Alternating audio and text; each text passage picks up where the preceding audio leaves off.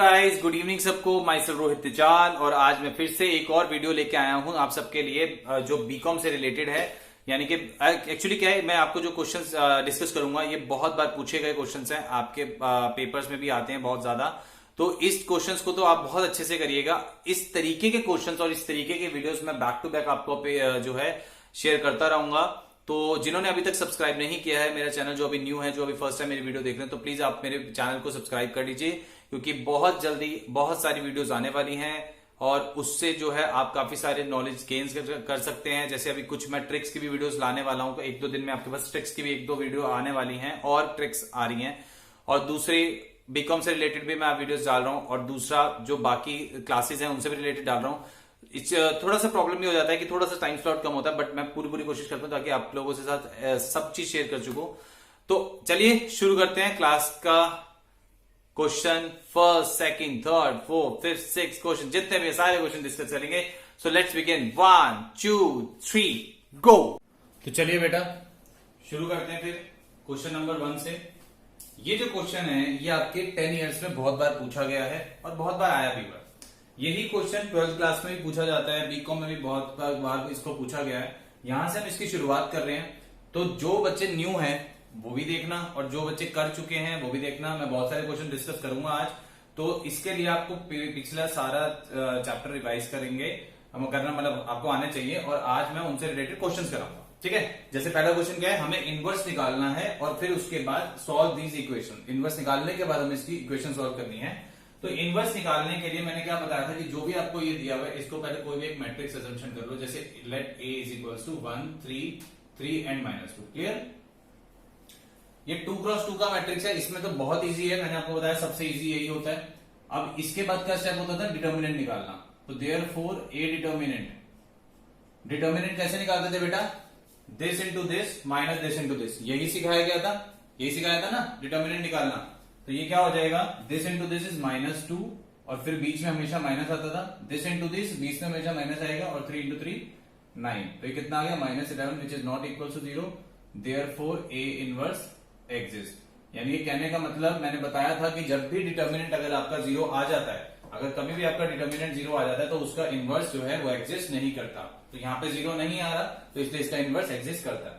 इसका next step क्या था, हम निकालते थे एडजॉइंट। एडजॉइंट के लिए कोफैक्टर्स। तो कोफैक्टर्स जैसे A11 मेरे को निकालना है और A12 मुझे निकालना है, फिर A21 निकालना पड़ेगा और A22 निकालना पड़ेगा, ठीक है। मैंने बोला था जो ऑड पोजीशंस होते हैं जैसे 1 और 1 2, ये नहीं 1 और 2 3 ये ऑड है, इसमें पहले से आप माइनस लगा के ना या ऐसे नहीं करना तो एक और मेथड मैंने बताया था। आप क्या करिए, इन दोनों की बस पोजीशन चेंज कर दीजिए। यानी कि ये आपका ये बन जाएगा, ये आपका ये बन जाएगा। तो यानी कि ये हो गया -2 और ये वाली पोजीशन का हो गया 1 और इन दोनों के सिर्फ साइन चेंज हो जाएंगे, -3 और -3, ठीक है। तो अब अगर एडजॉइंट ए बनाना चाहूं, इसके लिए बेटा आपको पिछली जो मेरी नॉर्मल क्लासेस हैं वो सबको आपको रिवाइज करना पड़ेगा, ठीक है। और अगर किसी को ये टॉपिक नहीं हुआ तो आप मेरे को व्हाट्सएप कर देना, फिर मैं आपको उस तरीके से पढ़ा दूंगा और उसके बाद आपको समझ में आ जाएगा। इसके लिए आपको पिछला सारा आना चाहिए, ठीक है। एडजॉइंट ए अब आपके पास क्या बन जाएगा, -2 -3 और 1। ये आपका एडजॉइंट बन गया, ठीक है। अब अगर ए इनवर्स निकालूं, ए इनवर्स का फॉर्मूला मैंने क्या कराया था, 1 by determinant of A into adjoint of A. ये फॉर्मूला मैंने कराया था। अब उसके बाद 1 बाय डिटर्मिनेंट कितना है, -11 और मैंने बोला था इसको सॉल्व मत करना, इसको एज इट इज छोड़ देना। तो यानी कि ये आपका ए इनवर्स आ गया, इसको आप ऐसे ही रहने देंगे, ठीक है। नाउ अब हम आते हैं इक्वेशंस पे। इक्वेशंस में आपके पास जो इक्वेशन दी हुई है x + 3y = 4 और 3x - 2y = 9। यहां से अगर मैं कैपिटल X की बात करूं तो कैपिटल X वो वेरिएबल्स होते हैं जो उसके अंदर यूज होते हैं। तो ये हो गया x और y।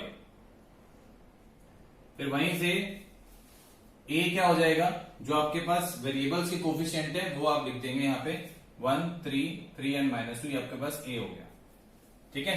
वैसे तो आप ये वाला और ये वाला a जो है बराबर ही होगा। और b क्या हो जाएगा, जो कांस्टेंट टर्म्स होंगी, यानी कि 4 और 9, ठीक है।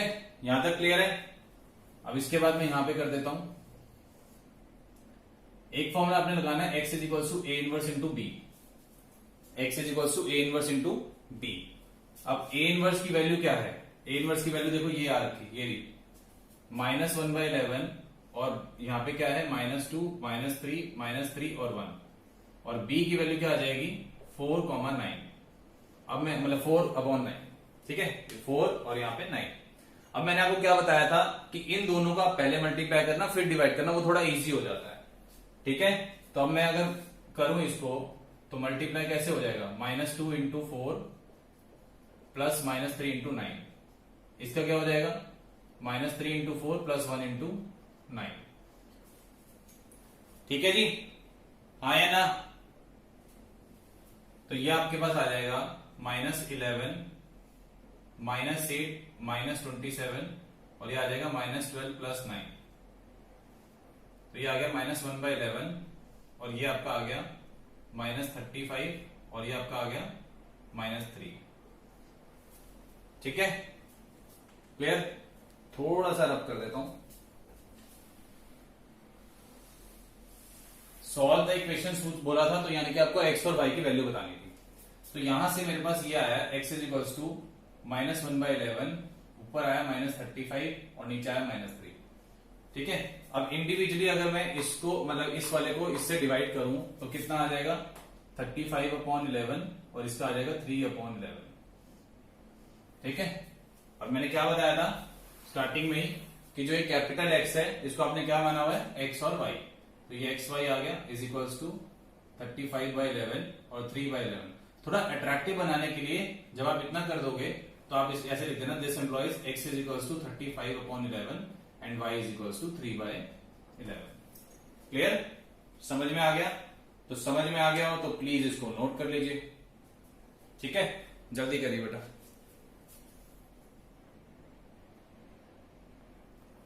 तो चलिए बेटा, अब आता है आपके स्क्रीन पर सेकंड क्वेश्चन। बहुत बार पूछा है, अनगिनत बार पूछा है, इसके बहुत सारे पार्ट्स कराऊंगा, टेंशन लेने की कोई जरूरत नहीं है, बहुत इजी है, सिंपल क्वेश्चन है। बस ये है कि थोड़ा सा आप लॉजिक से याद रखोगे तो इजी लगेगा। देखो जैसे पहला क्वेश्चन है, टोटल कॉस्ट फंक्शन आपको ही गिवन है कि ये टोटल कॉस्ट फंक्शन है और इसमें x को आउटपुट बोला गया है। ऐसे कुछ भी बेटा आ सकता है, कुछ भी आ सकता है। जो यहाँ पे x है ना, ये y भी हो सकता है, ये z भी हो सकता है, p भी हो सकता है, ये r भी हो सकता है, कुछ भी हो सकता है, ये आपको दिमाग में रखना है। और यहाँ पे x जो है ये आउटपुट दिया होगा, बस ये दिमाग, ये आपने पढ़ लेना है। देखो क्वेश्चन पूरी स्टेटमेंट और भी बड़ी बड़ी दी जा सकती है, बस उसमें से ये आपको चूज करना है कि क्या ये गिवन है, हाँ या ना। कॉस्ट फंक्शन गिवन है, साथ में जो x है वो आउटपुट दिया हुआ है, यहाँ पे y भी हो सकता है, z कुछ भी हो सकता है। अब उसने बोला एवरेज कॉस्ट निकालनी है। अरे एवरेज कॉस्ट का तो बहुत इजी सा फॉर्मूला है कि जो भी, देखो एवरेज कॉस्ट का मतलब किसकी एवरेज निकालनी है, कॉस्ट की एवरेज। तो कॉस्ट वाले का एवरेज कैसे निकालते थे, हमेशा आउटपुट से डिवाइड करते थे। तो इसको हम क्या करेंगे, एवरेज कॉस्ट कैसे निकलेगी, जो भी आपका कॉस्ट फंक्शन होगा उसको आउटपुट से डिवाइड कर देंगे। तो यानी कि 0.01x स्क्वायर को प्लस 0.04x प्लस 500, इस पूरे को x से डिवाइड करेंगे। अब जब इंडिविजुअली करूंगा, इंडिविजुअली अलग अलग,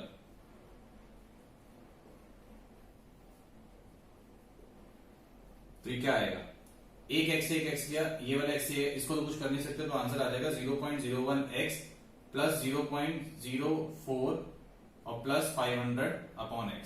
है ना, बहुत इजी क्वेश्चन था, बहुत इजी, बस डिवाइड करना है, क्या करना, कुछ भी नहीं करना, बहुत इजी है, टेंशन नहीं लेनी बस। नेक्स्ट आते हैं मार्जिनल कॉस्ट पे। मार्जिनल वर्ड जब भी कहीं दिख जाए समझ लेना डेरिवेटिव करना है आपने, ठीक है। मार्जिनल कॉस्ट यानी कि कॉस्ट फंक्शन का आपने डेरिवेटिव करना है। तो डेरिवेटिव तो मैंने बहुत सिखाया है आप लोगों को, ठीक है। अब देखो जो कॉस्ट फंक्शन है, पहले एक काम करते हैं, कॉस्ट फंक्शन पूरा एज लिख लेते हैं, थोड़ा इजी हो जाएगा। फिर 0.001x square plus 0.04x plus 500। अब अगर इसका डेरिवेटिव को मैंने बताया था सिर्फ डैश लगा दो, समझ जाएंगे कि डेरिवेटिव लगाया आपने। तो अब ये तो आपके पास कोफिशिएंट हो गया, कोफिशिएंट तो वैसे ही रहता है, x स्क्वायर का क्या हो जाएगा 2x, तो 2x यानी कि 2 इंटू 0.001x, ठीक है, 2x को मैंने ऐसे लिख दिया। फिर प्लस यहां पे ये तो कोफिशिएंट है, x का डेरिवेटिव x के रिस्पेक्ट में कितना होगा 1, तो 0.04 और 500 का तो 0 हो गया क्योंकि कांस्टेंट है, तो ये क्या आ जाएगा 0.002x प्लस 0.04, ठीक है। तो देयरफॉर ये मार्जिनल कॉस्ट फंक्शन जो है आपका वो आ जाएगा, यानी कि मार्जिनल कॉस्ट आपके आ जाएगी 0.0 0.02x प्लस 0.04। ठीक है जी। तो ये दो पार्ट थे, और भी करा रहा हूं, जल्दी से इसको नोट करिए फिर आगे चल रहे हैं बेटा। चलिए बेटा, अब आते हैं सी पार्ट पे। सी पार्ट कहता है हमें निकालना है एवरेज वेरिएबल कॉस्ट। वर्ड से पकड़ो, वर्ड से। एवरेज वेरिएबल कॉस्ट, जो वेरिएबल्स कॉस्ट मतलब कॉस्ट फंक्शन में जो वेरिएबल्स दिए हुए हैं उनका एवरेज निकालना है। तो वेरिएबल्स यहां दिए हैं और यहां दिया है, इसका आपको यूज करके एवरेज निकालना है। तो it will be equals to, देखिए it will be equals to, क्या करोगे कि पहले तो वेरिएबल्स वाली चीज को चूज करोगे, जो भी वेरिएबल्स वाला पार्ट है, ये वेरिएबल्स वाला पार्ट हो गया। ठीक है, अब वेरिएबल वाला ये पार्ट हो गया, इसको आपने क्या करना है, एवरेज करना है। एवरेज का मतलब आउटपुट से डिवाइड करना है। तो ये आ गया 0.001 x square upon x plus 0.04 x upon x. तो ये कितना आ जाएगा, ये एक से एक एक्स कैंसिल, एक्स से एक्स कैंसिल, 0.001 एक्स प्लस 0.04। ठीक है, ये बहुत काम आएंगे आपके जो है एग्जाम्स में, जो आपका बिजनेस मैथमेटिक्स का जो एग्जाम होगा उसमें बहुत काम आएगा ये। नेक्स्ट है मार्जिनल एवरेज कॉस्ट। अरे बाबा, फिर से आ गया मार्जिनल। मार्जिनल का मतलब मैंने क्या बताया, डेरिवेटिव करना, बस एक दिमाग में बिठा लो। किसका, एवरेज कॉस्ट का। तो पहले तो एवरेज कॉस्ट हमने अभी निकाली थी, क्या थी, मैं दोबारा से कर देता हूं। आप 0.001 x square plus 0.04 x plus 500 whole upon x. ठीक है, तो ये आ गया 0.001 एक्स, ये कट होगा, प्लस 0.04 और प्लस 500 अपॉन एक्स। ठीक है, ये आपका एवरेज कॉस्ट फंक्शन अभी मैंने सिखाया था। अब कह रहे हैं इसका आपने मार्जिनल निकालना है। मार्जिनल यानी कि, ठीक है, ऐसे नहीं लिखना, तो आप सीधा ऐसे लिख दीजिए एवरेज कॉस्ट का डेरिवेटिव। तो ये तो कांस्टेंट है तो 0 हो गया, एक्स का डेरिवेटिव 1 हो गया, तो 0.001 प्लस 500 कांस्टेंट है, मतलब कोफिशिएंट है, सॉरी कोफिशिएंट है। अब 1/x का मैंने क्या सिखाया था, 1/x का माइनस 1/x स्क्वायर, तो ये कितना आ जाएगा 0.001 माइनस 500 अपॉन एक्स स्क्वायर। तो this is the marginal average cost. बहुत इजी था, जल्दी से इसको कर लीजिए। मैं 12 बोल रहा हूं, पिछला सारा आपको आना चाहिए, चाहे डिफरेंशिएशन है चाहे कुछ भी है, वो सब आपको पढ़ना पड़ेगा इन चीजों के लिए। नेक्स्ट जो है लास्ट पार्ट, ई पार्ट, देखिए फटाफट से क्या बोल रहा है कि फाइंड वैल्यू ऑफ एक्स। ये वाला मैं हटा देता हूं। Find value of x for which, हमें एक्स की वैल्यू को फाइंड आउट करना है जिसपे मार्जिनल वेरिएबल कॉस्ट और एवरेज वेरिएबल कॉस्ट दोनों सेम हो जाए। ये दोनों आप अभी पहले निकाल चुके हो, इसकी वैल्यू ये थी, इसकी वैल्यू ये थी। अब वो कह रहा है मतलब एक्स की वैल्यू क्या रहेगी, एक्स की वैल्यू क्या रहेगी कि अगर ये दोनों बराबर हो जाए। तो देखिए यहां से ये और ये तो कैंसिल हो सकता है, तो 0.002 एक्स, इसको अगर मैं इधर ले आऊं 0.001 एक्स बराबर 0। ठीक है, तो ये आपके पास कितना आ जाएगा 0.001 एक्स बराबर 0। तो यहां से इसको इसके नीचे ले जाऊंगा तो एक्स की वैल्यू कितनी आ गई 0। तो for x is equals to 0, average sorry marginal variable cost और एवरेज वेरिएबल कॉस्ट दोनों इक्वल होंगे। समझ में आया? बहुत आसान क्वेश्चन था और इजी था। सारे पार्ट्स मैंने इसके करा दिए। इसका कुछ भी पार्ट पूछे, मार्जिनल पूछे, एवरेज कॉस्ट पूछे, बस आपको बस दिमाग में रखना है। पांचों के पांचों पार्ट में करा चुका हूं, ध्यान में रखना बस किसमें क्या लगाना है। ठीक है बेटा, जल्दी से इसको नोट करो फिर आगे चल रहे हैं। चलिए बेटा, अब जैसे आप देख सकते हैं ये वाला क्वेश्चन आपका फाइनेंस वाले चैप्टर का क्वेश्चन है। बहुत बार ये भी पूछा गया है बट बच्चे कंफ्यूज हो जाते हैं। ठीक है, तो करते हैं इसको भी। कह रहा है इन हाउ मेनी इयर्स, कितने साल में एक सम जो है वो क्वाड्रपल हो जाएगा itself at rate 10% per year simple interest. तो अगर हम सम की बात करें तो जो मैं मान लेता हूं कि लेट इसमें जो प्रिंसिपल होगा उसको मैं P मान लेता हूं, लेट प्रिंसिपल भी P। ठीक है, एंड और जो क्वाड्रपल का मतलब जो अमाउंट होगा वो इसका 4 गुना हो जाएगा, 4 गुना। ठीक है, टाइम तो मुझे कैलकुलेट करना है। R इज इक्वल टू 10%, यानी कि मैं उसको लिख सकता हूं 10/100, यानी कि अगर इस तरीके से लेना है तो इस तरीके से ले लो, नहीं तो 0.1 भी इसको लिख सकते हैं। उसके बाद मैंने आपको अमाउंट का फॉर्मूला क्या बताया हुआ है, amount is equal to principal 1 plus RT। ठीक है, अगर शॉर्ट में लिखें तो इसको ऐसे भी लिख सकते हैं, A is equal to 1 plus RT, यानी कि रेट इंटू टाइम। ठीक है, अब अगर देखो अमाउंट कितना है 4P, प्रिंसिपल कितना है P, 1 प्लस R कितना है 0.1 और t तो मुझे कैलकुलेट करना है।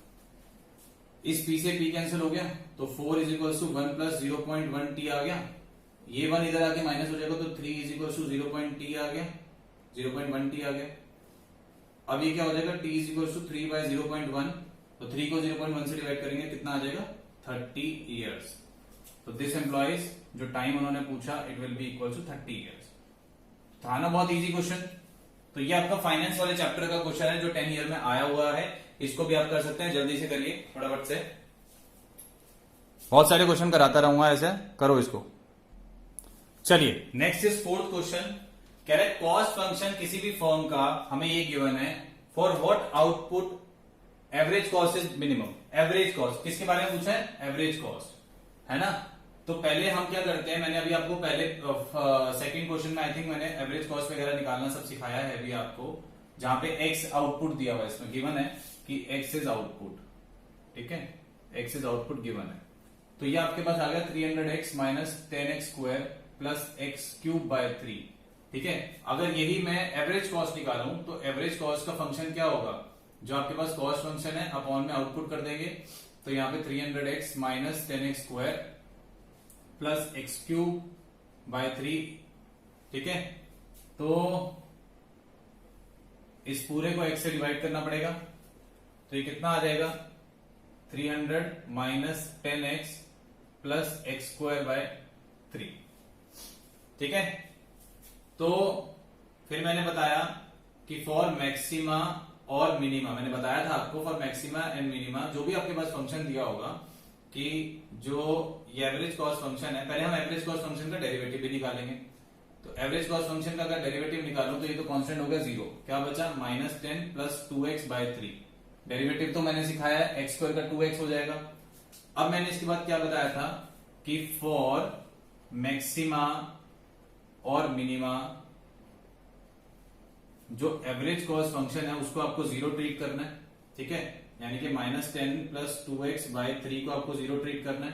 सो दिस एम्प्लॉइज माइनस 10 को अगर मैं इस साइड ले आऊं तो 2x बराबर 3 इज इक्वल टू 10 आ जाएगा, ठीक है। 2 5 जा, तो दिस एम्प्लॉइज x की वैल्यू कितनी आ गई 15। x की वैल्यू कितनी आ गई 15। अब हम क्या करते थे, फिर मैंने बताया था मिनिमम और मैक्सिमम प्रूफ करने के लिए इसका डबल डेरिवेटिव निकालते हैं, दूसरी बार डेरिवेटिव। फिर हम क्या करेंगे, अगर देखिए डेरिवेटिव तो ये तो आपके पास 0 हो गया, ये सिंगल डेरिवेटिव आया हुआ है। अब इसका दोबारा डेरिवेटिव करूंगा तो ये तो 0 हो गया, x का डेरिवेटिव 1 होता है तो 2/3 आ गया। फिर हम लिखेंगे विच इज जो है ग्रेटर देन 0। सिंस जो डबल डेरिवेटिव है वो अगर ग्रेटर देन 0 आ जाता है तो दिस एम्प्लॉइज कि जो एवरेज कॉस्ट है, एवरेज कॉस्ट इज मिनिमम होगी। क्योंकि मैंने क्या बताया था, अगर डबल डेरिवेटिव आपका ग्रेटर देन 0 आ जाता है तो आपका जो भी पूछा जाएगा वो मिनिमम होगा, और अगर ये लेस देन 0 आता तो ये मैक्सिमम होता, ठीक है। तो इस तरीके से ये भी क्वेश्चन आप कर सकते हैं, बहुत इंपॉर्टेंट क्वेश्चन है, इसको नोट डाउन कर लीजिए। फिर आगे हम और करने वाले हैं, जल्दी करिए बेटा। तो चलिए बेटा क्वेश्चन नंबर 5। बहुत बार ये भी पूछा गया है पेपर में। देखो कॉस्ट फंक्शन दिया हुआ है, ये रहा cost function 100x minus 8x square plus x cube by 3। कुछ भी पूछ सकते हैं, मतलब कोई भी कॉस्ट फंक्शन आपको दिया जा सकता है। सेम रूल है, सब कुछ सेम है। पिछले क्वेश्चन में भी मैं करा चुका हूं, कंफ्यूज होने की जरूरत नहीं है, बहुत इजी क्वेश्चन है। चलिए तो आपके पास बोल रहा है find the level of output at विच जिसपे x हमारे को आउटपुट दिया हुआ है, और हमें निकालना है find the level of output at which marginal cost is minimum या फिर एवरेज कॉस्ट इज मिनिमम। तो ये मिनिमम और मैक्सिमम का फंडा क्या है, एक बार दोबारा से रिवाइज करा देता हूं। जो बच्चे अभी रिवाइज नहीं कर पाए हैं तो उनका मैं बता देता हूं कि क्या फंडा है। इसका फंडा ये है कि क्या कह सकते हैं कि जैसे अगर आपको मिनिमम की बात कर रहे हैं तो मिनिमम का मतलब क्या होता है कि जो आपका डबल डेरिवेटिव आएगा वो डबल डेरिवेटिव क्या आना चाहिए, पॉजिटिव, यानी कि ग्रेटर देन 0, नेगेटिव नहीं आना चाहिए। और अगर वो नेगेटिव आ रहा है तो इसका मतलब that is the condition of maximum, तो वो मैक्सिमम की कंडीशन होती है। तो यहां से आपको वर्ड से पकड़ना है कि हमें डबल डेरिवेटिव कैसा निकलेगा, पहले ही पता लग गया। डबल डेरिवेटिव क्या निकलेगा, मिनिमम के केस में हमारा greater than 0 that is positive, ठीक है। चलिए तो करते हैं हम, तो लेट्स बिगिन 1 2 3 गो। चलो मार्जिनल कॉस्ट, मार्जिनल कॉस्ट का मतलब, मार्जिनल कॉस्ट में मैंने क्या बताया था, कॉस्ट की बात हो रही है तो कॉस्ट फंक्शन वाले का मार्जिनल मतलब डेरिवेटिव कर रहा है, यानी कि हमें कॉस्ट फंक्शन का डेरिवेटिव करना है मार्जिनल कॉस्ट निकालने के लिए। तो जो कि हो जाएगा 16x plus 3x square by 3, हाँ या ना, ठीक है। अब उसके बाद 3 3 कैंसिल हो गया, तो मार्जिनल कॉस्ट मेरा क्या बचा 100 minus 16x plus x square.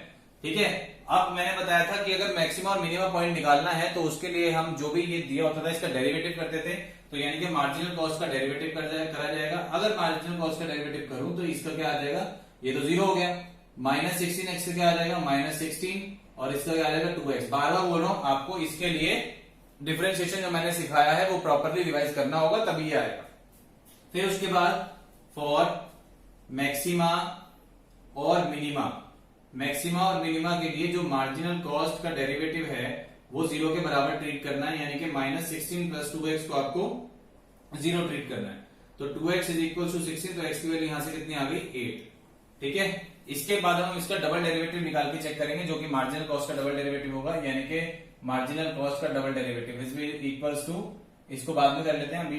तो ये कितना आ जाएगा, ये तो हो गया माइनस 16 खत्म, 2x का derivative is 2, so which is greater than 0, so marginal cost is minimum. ठीक है, तो ये आपका लॉजिक यहां तक क्लियर होता है। अब यही चीज हम एवरेज कॉस्ट में चलते हैं। एवरेज कॉस्ट का मैंने क्या सिखाया है, एवरेज कॉस्ट कैसे निकलती है, जो भी आपका कॉस्ट फंक्शन दिया होता है उसको किससे डिवाइड करते हैं, पिछले क्वेश्चन में भी कराया था अभी, आउटपुट से। आउटपुट क्या गिवन है x, तो जब 100x x से डिवाइड होगा तो 100 आएगा, इसमें आएगा 8x और इसमें आएगा x स्क्वायर बाय 3। ये आपका एवरेज कॉस्ट फंक्शन आ गया। अब यहां पे एवरेज कॉस्ट फंक्शन तो आ गया, ठीक है। अब उसका मैक्सिमम और मिनिमम पॉइंट निकालने के लिए उसका भी डेरिवेटिव करना पड़ेगा। तो एवरेज कॉस्ट फंक्शन का डेरिवेटिव करूंगा तो क्या आएगा -8 प्लस 2x बाय 3। फिर इसमें क्या होगा, फॉर मैक्सिमा और मिनिमा, मैक्सिमा और मिनिमा पॉइंट निकालने के लिए जो एवरेज कॉस्ट का डेरिवेटिव है वो 0 के बराबर होना चाहिए, यानी कि -8 प्लस 2x बाय 3 0 के बराबर होना चाहिए, यानी कि जो 2x बाय 3 है इज इक्वल टू 8 होना चाहिए। तो x is equal to 24 by 2 which is equal to 12 आ जाएगा। x कितना आ गया 12। ठीक है, तो लेवल ऑफ आउटपुट के बारे में उसने बोला था, तो वो तो हमारे पास लेवल ऑफ आउटपुट यहां से 8 आ रहा है, यहां से 12 आ रहा है। अब वो एवरेज कॉस्ट को मिनिमम भी प्रूव करना है, तो मिनिमम के लिए मैंने क्या बताया है कि इसका आप दोबारा से डबल डेरिवेटिव कर दीजिए इस तरीके से। अब यहाँ पे एवरेज कॉस्ट का डबल डेरिवेटिव अगर मैं करूं तो वो कितना आ जाएगा, यहां से डबल डेरिवेटिव देखो, इसका तो 0 हो गया, 2/3 कितना आ जाएगा 2/3 which is greater than 0, so average cost is minimum. दोबारा से बताया था, जो आउटपुट पूछा है उसका मतलब x की वैल्यू पूछी है, तो वो यहां से 1 से 8 आ रहा है और 1 से हमारा x की वैल्यू 12 आ रहा है, और मिनिमम का मतलब प्रूफ करना है, तो इसके लिए यहाँ पे देखो डबल डेरिवेटिव आपका ग्रेटर देन 0 आ रहा है, इसलिए ये मिनिमम है, और इसमें भी हमारा डबल डेरिवेटिव ग्रेटर देन 0 आ रहा है, यानी कि 2/3 आ रहा है, इसलिए ये एवरेज कॉस्ट यहाँ पे मिनिमम है। तो इस तरीके से ये वाला टॉपिक भी क्लियर हो जाता है। जल्दी से इसको भी नोट डाउन कर लीजिए, फिर हम आगे चलेंगे और क्वेश्चंस कर रहे हैं आज बहुत सारे करने हैं।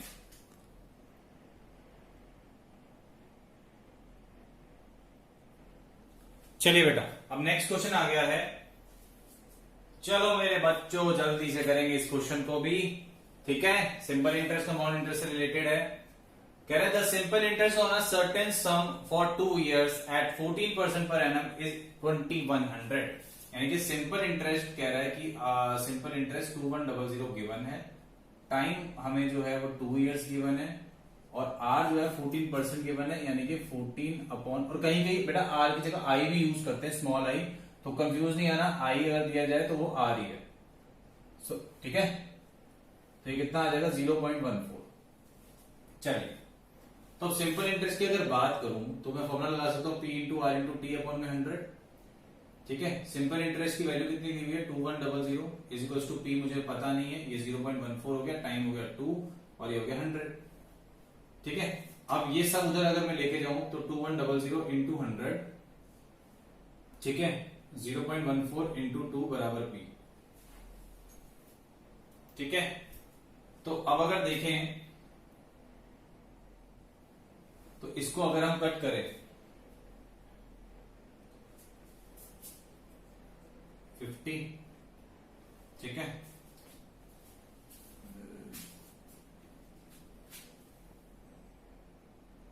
तो चलिए बेटा नेक्स्ट क्वेश्चन नंबर 6 जल्दी से शुरू करेंगे। फाइनेंस वाले चैप्टर का क्वेश्चन है, बहुत जल्दी से हो जाए।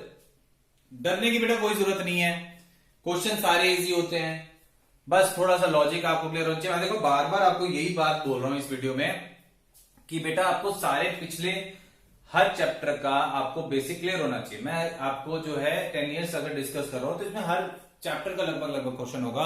अभी मैं इसमें ये शेयर कर रहा हूं, फिर नेक्स्ट वीडियो लाऊंगा उसमें और शेयर करूंगा। तो डे बाय डे आपको क्या करना है, पिछला सारा रिवाइज करते जाना है, सारे चैप्टर, तभी बेटा कर पाओगे।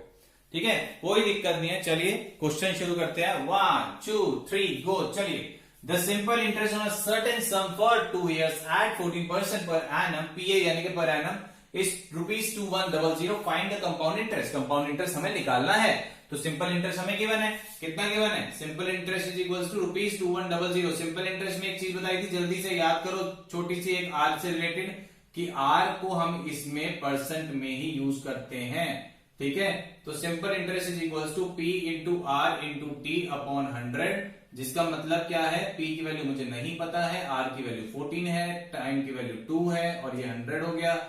सिंपल इंटरेस्ट कितना है? 2100 is equal to P into 14 into t upon में 100। ठीक है, इसको थोड़ा यहां पे सॉल्व कर लेते हैं। तो अब ये क्या हो जाएगा, 100 चला जाएगा इधर। ठीक है जी, तो 2100 into 100 is equal to P, और 14 और 2 भी यहां नीचे आ जाएगा। 7 2 14, 7 3 21, 0 0 करके। ठीक है, अब उसके बाद ये आपका 2 5 10 और 0, ये 25 आ गया। तो 25 इंटू 3 75, और ये 00 और भी है, तो P is equal to ₹7500 P आ जाएगा। ये तो बहुत इजी था, कोई दिक्कत ही नहीं थी यहां तक। चलिए अब चल रहे हैं हम आगे थोड़ा। अगर अब बात करूं अमाउंट के फॉर्मूले की, जो हम कंपाउंड इंटरेस्ट में यूज करते थे, तो वो क्या होता था? It will be equal to P into 1 plus r की पावर n, जहां पे n क्या होता था? टाइम। मैं बार बार बोल रहा हूं, आर की जगह कभी कभी क्या होता है, आई भी, स्मॉल आई भी यूज करते हैं, तो कंफ्यूज नहीं होना, स्मॉल आई भी गिवन हो सकता है। तो amount is equal to principal, अभी आपने निकाला 7500, इसमें जो है आर को हम 100 से डिवाइड करके लेते हैं, तो 14 बाय 100 कर दोगे तो 0.14, और n की वैल्यू कितनी दी हुई है, टाइम कितना दिया हुआ है 2, तो ये कितना आ जाएगा 7500, और इसको ऐड कर देंगे तो 1.14 का स्क्वायर। ठीक है, वीडियो अच्छा लग रहा हो तो जल्दी से लाइक और शेयर करते रहिए। ठीक है बेटा, चलिए, तो ये कितना आ जाएगा आपका 7500 इंटू 1.14 इंटू 1.14। ठीक है, क्लियर? तो यहां से अमाउंट इज इक्वल टू 7500, कोई बात नहीं, मल्टीप्लाई मत करो, कैलकुलेशन इजी करो। कैसे? देखो, नीचे अपॉन 100 ले लो, और इसमें भी नीचे अपॉन 100 ले लो। ठीक है, तो 2 0 से 2 0 चले गए, फिर 5 20, 5 1 जा 5, 2 कैरी। ठीक है, और 5 5 जा, तो इस तरीके से आ जाएगा। फिर 5 3 जा 15, और 5 4 जा 20, फिर 2 2 जा 4, ये आ जाएगा 57, फिर ये भी कैंसिल हो जाएगा, ये आ जाएगा 57। तो हमारे पास आया 3 इंटू 57 इंटू 57, तो ये आपके पास आ जाएगा, ऊपर कर देता हूं अब, amount is equals to 171 into 57। इसको मल्टीप्लाई कर लेते हैं यहां पे, 171 और 57 को, 7 1 7, 7 7 49, ये 11 हो गया, 5 35 8 14 7 और 9, तो ये आ जाएगा 9747। ये आपका आ गया अमाउंट 9747। फिर मैंने आपको क्या बताया था कि अगर आपको कंपाउंड इंटरेस्ट निकालना हो तो फॉर्मूला क्या रहेगा, amount minus principal. Amount minus principal, यानी कि 9747 आपका अमाउंट आया, प्रिंसिपल था 7500, तो ये कितना आ गया आपका 2 ये 7 होगा। ठीक है, 5 लिख दिया मैंने क्योंकि 9747 आया था। तो अब 9747 में से 7500 हो गया, कितना आया 2247। So this is the required compound interest जो उन्होंने पूछा था। तो बहुत इजी था। सबसे पहले आपने क्या करना है कि यहाँ पे देखिए, सिंपल इंटरेस्ट के फॉर्मूले से मैंने क्या करा, किसी तरीके से प्रिंसिपल निकाला, यानी कि P into r into t. ध्यान रखना है, गलती मोस्टली आप 99% पेपर में यही गलती करके आते हो कि यहाँ पे आर को आप जो है 100 से डिवाइड कर देते हो। ध्यान रखना है कि जब सिंपल इंटरेस्ट को आएगा तब आपने वो एज इट इज लिखना है, और यहाँ पे जब आप कंपाउंड इंटरेस्ट में लगाओगे तो वहां पे आपको 100 से डिवाइड करके आर को यूज करना है। ठीक है, तो यहां से जितने और एक और बात, जो भी फॉर्मुलेज है ना उसको ब्रैकेट में यूज करिएगा, ठीक है। तो यहां से आपके पास ये आ जाता है। उसके बाद इस वैल्यू को अगर आप यहां पे डालते हैं, ठीक है, जो आपका यहां से आपने प्रिंसिपल निकाला, ठीक है, अगर आप यहाँ पे डालते हैं आर की वैल्यू आपको यहाँ पे अब 100 से डिवाइड करके लगानी है तो 0.14 आ जाएगा। एंड यहाँ पे देखो 2 गिवन है, 2 इयर्स गिवन है, तो इस तरीके से ये दोनों ऐड करोगे 1.14 का स्क्वायर आ जाएगा। फिर तो नॉर्मली कैलकुलेशन करा और कुछ नहीं किया। तो इस तरीके से मेरा अमाउंट जो था वो ₹9747 आ गया। और कंपाउंड इंटरेस्ट का फॉर्मुला होता है अमाउंट माइनस प्रिंसिपल, तो 9747 में से 7500 हो गया, तो 2247 हमारा कंपाउंड इंटरेस्ट इस तरीके से आ गया। तो यहां से ये क्वेश्चन कराने का मेरा मकसद ये था कि इस तरीके से आपका जो है यहाँ पे कंपाउंड इंटरेस्ट भी डिस्कस हो गया, सिंपल इंटरेस्ट भी डिस्कस हो गया। तो बेटा क्या है कि ध्यान रखिए कि ज्यादा से ज्यादा आपकी प्रैक्टिस अब आपको करते रहना है। और कोशिश करूंगा कि मैं रेगुलरली बीकॉम की इस तरीके की वीडियोस लाता रहूं। बट थोड़ा सा क्या हो जाता है ना बेटा, टाइम स्लॉट बेटा कम हो जाता है, क्योंकि मुझे क्लासेस भी लेनी होती है, फिर आपकी वीडियोस भी इस तरीके से बनानी होती है, फिर उसकी एडिटिंग भी होती है, और दूसरा फिर आप लोग जो मेरे को डाउट्स वगैरह भेजते हो वो भी आंसर करना होता है। हाँ, ये चीज है कि हर किसी के मैसेज का मैं रिप्लाई नहीं कर पाता हूँ, क्योंकि टाइम बहुत स्लॉट थोड़ा सा कम होता है। तो बाकी कोशिश करता हूँ सबके मैसेज का मैं आंसरेबल कर पाऊं। और अगर ये वीडियो आपको अच्छा लगा तो प्लीज इसको लाइक करें, शेयर करें और ज्यादा से ज्यादा सब्सक्राइब करें, क्योंकि जो सब्सक्राइब नहीं करेगा तो उसको मेरी नई वीडियोस के बारे में पता नहीं चलेगा। और अब लॉकडाउन के टाइम पे मैं रेगुलरली वीडियोस के साथ टच में हूं आपके पास, ताकि किसी तरीके से मैं आप लोगों के साथ इंटरेक्ट रहूं। ऑनलाइन क्लासेस चल रही हैं। एक और बात बताना चाहूंगा कि जो है हमने अब रेगुलरली, आपने देखा होगा कि हमने रेगुलरली ऑनलाइन टेस्ट शुरू कर दिए हैं, ठीक है। तो जिस भी बच्चे को ये चेक कर रहा हूं कि वो कहां पे अभी स्टैंड कर रहा है, क्या उसकी लैकिंग हो रही है, वो टेस्ट में सब कुछ आ रहा है। आप लोग देख भी चुके होंगे, जो मेरे टेस्ट ऑनलाइन टेस्ट दे चुके हैं वो देख भी चुके होंगे कि किस तरीके से क्या चल रहा है क्या नहीं चल रहा। तो प्लीज आप लोग इस टाइम जो है ध्यान रखिए, क्योंकि बेटा ऐसा होगा अभी लॉकडाउन के टाइम पे क्या है कि अभी तो क्लासेस आप लोग ये कह रहे हैं कि कोई बात नहीं, क्लासेस नहीं चल रही, कोई दिक्कत नहीं, जो बच्चे नहीं पढ़ रहे उनके लिए कह रहा हूं। तो उसके बाद बेटा लॉकडाउन जब खुलेगा उसके बाद देखना आपके पास कितना बर्डन हो जाएगा, क्योंकि अगर आपने स्टडी पहले से नहीं करी होगी। तो इसीलिए आप रेगुलरली स्टडी करिए, और जिन्होंने अभी स्टडीज नहीं शुरू करी है तो प्लीज जल्दी से जल्दी जो है अपनी स्टडीज को स्टार्ट करिए, क्योंकि पेपर बहुत नियर बाय पे ही है। बीकॉम के तो बहुत नियर बाय पे हैं, शायद अभी कुछ टाइम में ही हो जाए, डिक्लेयर हो जाएगा। तो जो भी है जैसा भी है सब इन्फॉर्मेशन आपको मिल जाएगी। सो आई होप कि एंजॉय किया हो आपने इस वीडियो में। तो okay, bye bye, and like share and subscribe करना नहीं भूलिएगा, ठीक है। चलो बाय बेटा।